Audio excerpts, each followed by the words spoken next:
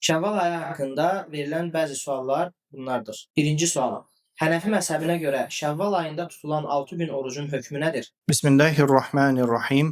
Hənefi məzhəbinə görə Şəvval ayında tutulan 6 günün orucunun hökmü məndubdur.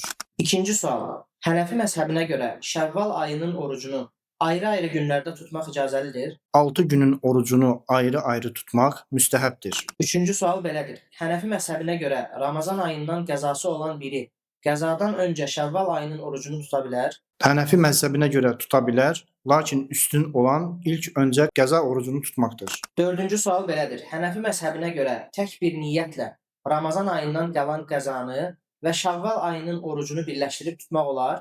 Hənefi məzhəbinə görə icazəli deyildir. Beşinci sual. Hənəfi məzhəbinə görə Şəvval ayının orucunu digər aylarda qəza etmək olar? Bu orucun vaxtı Şəvval ayındadır. Bizə görə nafilə oruclar qəza edilməz. Qeyd edək ki, pozulan nafilə orucları qəza etmək vacibdir. Vəlhamdülillahi rabbil aləmin.